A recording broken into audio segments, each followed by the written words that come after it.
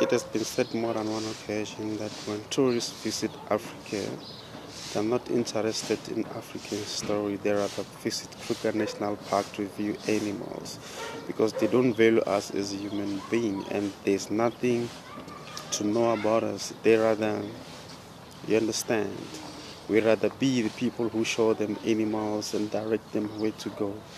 But like visiting township and see how life is all about, how oppressed we are, and what challenges that are facing us every day, they don't interest in such that.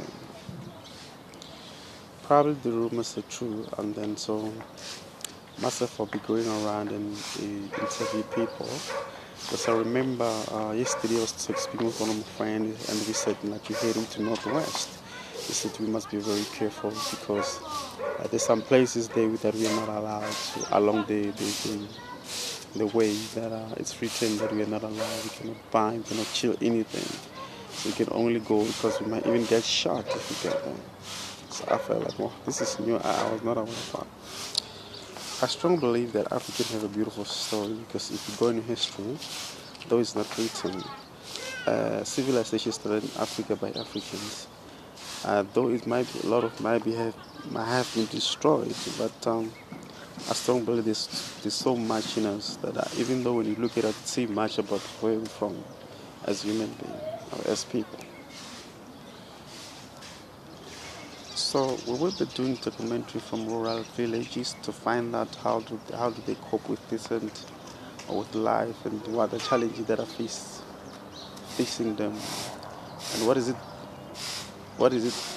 good about them. You understand what I mean? So we will be all over the place. It's just trying to find out and just to get to know a lot of things because I truly believe that Africa's story can only be related by Africans. We can relate the story better than anyone because it's about us, what I mean. Because somebody might even take our story and turn it upside down and we look bad. So we're going to be doing it too.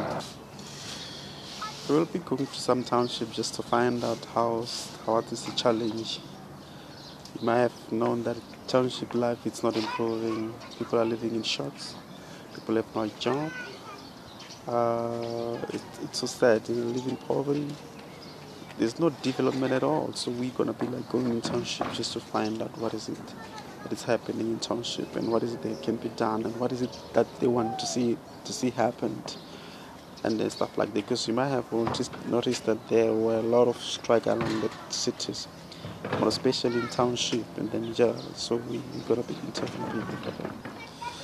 Secondly, we will go in Limpopo there just to show you how bad road is because I'm from there. You cannot travel on the road. You know, this road been fixed long time ago.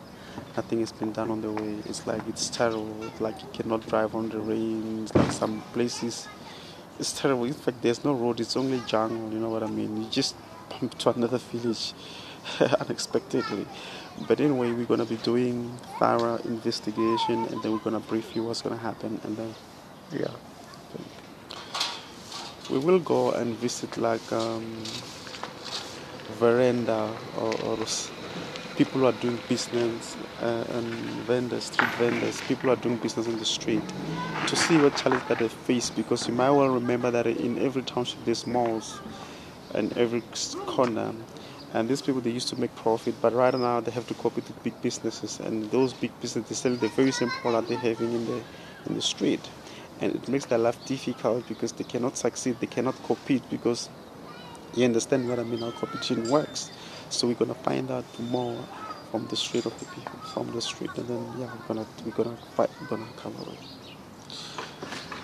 And then we're gonna go and interview like township farmers because these days township farmers,